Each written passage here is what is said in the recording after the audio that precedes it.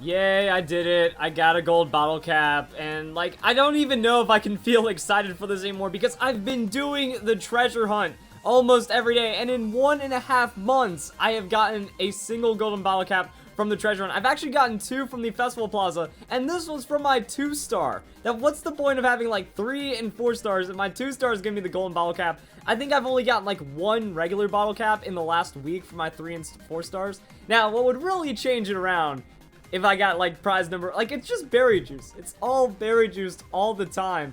So apparently the roulettes are better, like the treasure hunter ones are better, which is kind of interesting to think about, which means that these that I had for not treasure hunting, because I'm going back to like when I did the method, I guess I should just swap these out with treasure hunts and just kind of hope for the best every day, because I had all 7 of them, and it really, I didn't get any golden bottle caps, I think, and then I tried to do the bottle cap swap method, and then I got rid of them, that way they're cheaper. Now I think it's just better to go and put like 3 stars or whatever I can afford. That's why you guys need to go out and do your island scans, which is what I guess we might as well do right now. So that way I can go catch up on the island scans, get some of those out of the way, because that's 4,000. That means you can buy yourself whatever you want, and things will be awesome. And now it's time for another island scan. I am just trying to rake these in right now, and I'm going for the Emboar. So the ancient pony path. Okay, I don't quite know exactly where that is. Also, there's something else I want to try out. So right now we're looking at the video from my 5 island scans, and that's the Lapras code. So as you can see, the code has like a dot, and it looks very specific. However, if you play the video, the code it shows you after you scan is different. So I want to see what happens if I take a picture of that code. The different code that they then give to us and what Pokemon that's going to be. So it's still a Lapras, and it's still the special Lapras. Okay, I wasn't expecting that, and I wasn't ready for that either, because yeah, that was the Lapras that became the Lapras that went to become the Lapras. So as you can see, we can watch the video here, and that's going to be the Lapras coming out of the not Lapras QR code. Very strange. I just wanted to figure that one out really quick. So, well, let us take a picture. It said it's already been scanned. So there's like some kind of weird reading and algorithm to the QR codes, and I guess I can go and scan these, and then we'll just skip on ahead to the Emboar. Oh, I'm an idiot. It's that one. I didn't know that, like, when you hear Ancient Path, you think something that's not in the middle of the story that you just kind of run into super easily, but apparently that is it. So, let's go and find this Emboar and see if we can just, you know, grab it on the quick ball. Yeah, this is actually super easy to get to. Don't need any repels for this. Now I need to go and find a spot. Also, I did see the Zygarde core. I know people yell at me whenever I don't catch the Zygarde cores, but or whatever, scoop up whatever's going, or is it the cells? I don't know. Zygarde, I don't care for it. But yeah, I saw that. I'm not getting it. Tough luck. Hey, look at that first encounter Emboar. That's what we're talking about right now. So I have my Lunala out. I don't remember why I think I was trying to use Lunala for a thumbnail for the Lunala guide, but either way, we're just going to go throw that quick ball. Ooh, we're down to our 2 quick balls. We can do a quick ball buying guide today, and then we can go and get some extra quick balls. And if this fails, I'm gonna cry. Please no. Dang it. Okay, I'm not gonna cry. I just said that for suspense. Oh no, that insurance. Super effective, but it doesn't do enough damage, and I should have my Sneasel. Sneasel's fainted. Excellent. My Muck only knows Memento. It's not useful for anything. I'm trying to, yeah, it looks like this is going to be a harder battle than it has any right to be. And of course, it goes for the Heat Crash after using that assurance. Oh, never mind. I thought that was going to wreck Delmise as a super effective hit. But it wasn't too bad. I'm like, I can just bring in Delmise for the Shadow Ball. Ow! The assurance doing more, but that was a crit. Okay. So, Shadow Ball's damage is something. Yeah, I'm just gonna go use that revive, get the Sneasel ready, because Delmise is gonna die. So yeah, there's the Heat Crash. Waboom. I don't even remember what Heat Crash does. I'm gonna look it up. So, Heat Crash for Pokemon. Because, like, yeah, I know, isn't it like a heavy slam, but yeah, it's weight. Okay, so it's a fire type, heavy slam, weight-based move, which is maybe why it didn't do too much to the Delmise, because it's an anchor, and it weighs a lot, I guess. So let's go to Sneasel, and let's go. But I mean, I'm gonna get heat crashed, and that's going to hurt. So also, ooh, that's actually really interesting. So what we can pull up a screen region, and we can see some fun stuff about the heat crash. Oh hey, that's neat. Did I mention this in my Emboar how to use guide? Because yeah, since only one Pokemon gets it, they'll have constant weights, and we know how much it's going to do. You can't do that for Heavy Slam, because different Pokemon get different weights on the Heavy Slam. So get your knowledge on. Wow. Yeah, since Emboar isn't a super heavy Pokemon, the weight ranges for damage aren't really that great. Like, it'll average like 60, 80 base power. And unless it's like a super light and frail Pokemon, it's not going to be doing any damage. So you learned something. And let's go for that false swipe. Not expecting a lot of damage. Emboar has a lot of health. But it's getting low. And that's what matters. And that's going to hurt. Because Sneasel weighs like 40 pounds. So that's going to be a wreck. And I don't know how much Sneasel weighs. So there's going to be like that diehard Sneasel fan that's like, Sneasel weighs 52.8 pounds. Jeez, please learn how to play Pokemon. So that's Lunala. Lunala's just going to tank in whatever Emboar is going to go for. Okay, we're going to throw the one Beast Ball and have it fail. Because Beast Ball Emboar would be pretty tight, and there's probably a lot of those that you could trade for anyways. That went about as well as expected. I guess we're just going to keep throwing... I don't have any Dusk Balls. For having Moon version, I should like always have Dusk Balls, but I really don't. And Lunala gets burned. That's fantastic right there. Huh, this is actually turned into quite the excursion right now. So we're just gonna throw Ultra Balls until cool things happen. And then we'll catch the Emboar. And then I don't know what to do for the rest of the video. It's only been a couple minutes, so we'll come up with something. Hey, nope. Maybe I should use a revive on Sneasel again. So if I like, no one wants to watch this. This is probably boring, or maybe entertaining, or maybe pathetic.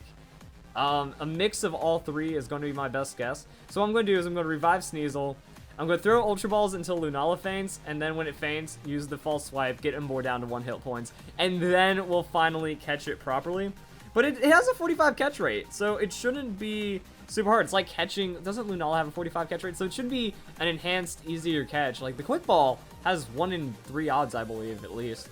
So Ultra Ball at this range should do it for us. And there we go. That pesky Emboar is no more. Alright, so I'll see you guys with whatever else is going on in this video.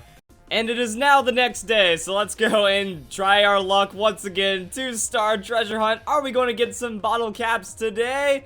Nah, it's just going to be more berry juice. But yeah, this is kind of what I have, because we need to double down on the luck, and there's other things to talk about that I keep talking about in every episode, because I still haven't gotten Honedge / Aegislash / Doublade / whatever Pokemon I'm going for right now. That Pokemon still isn't a super high level. I should actually... Let's do that today. Let's run the damage calcs. At what range will I just start KOing Beware? Because then I can use like the level 70 Aegislash for the Beware and stuff. I also... Oh, I just got a great idea.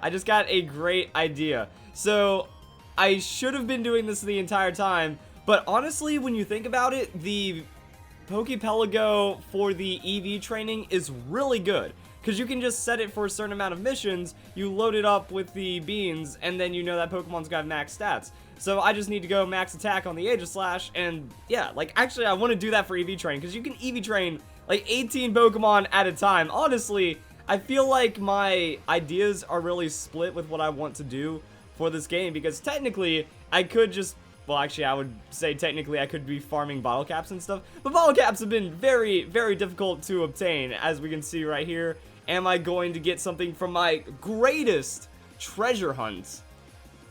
Oh. Okay, I got a regular bottle cap. Those add up. So, I mean, it does kind of devalue breeding. Let's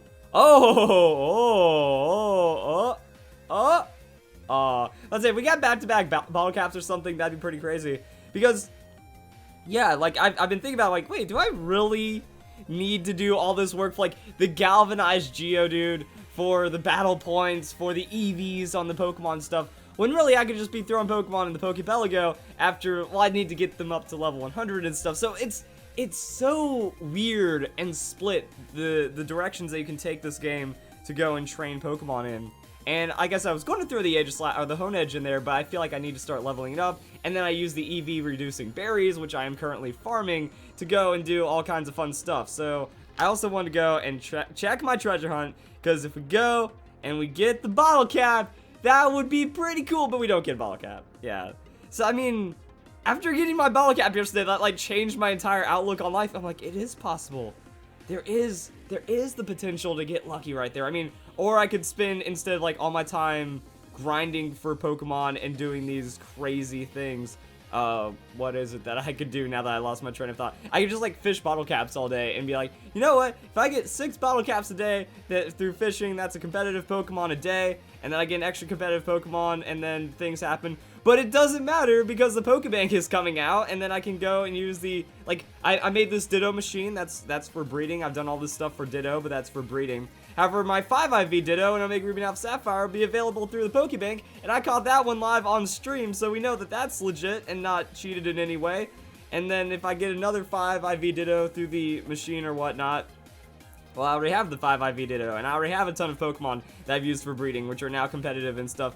I don't know. I like the idea of the Pokebank, but it feels like it just kind of devalues a lot of the hard work that you put into the first parts of the game. Like, if you want to be competitive for the first season, for the first months, if you want to participate in VGC, you have to work very hard. And now I just lost my train of thought as to what I'm doing. Right, damage calculation. You have to work, like, stupidly, insanely hard to be able to accomplish, I'm also looking up the damage calculation right now.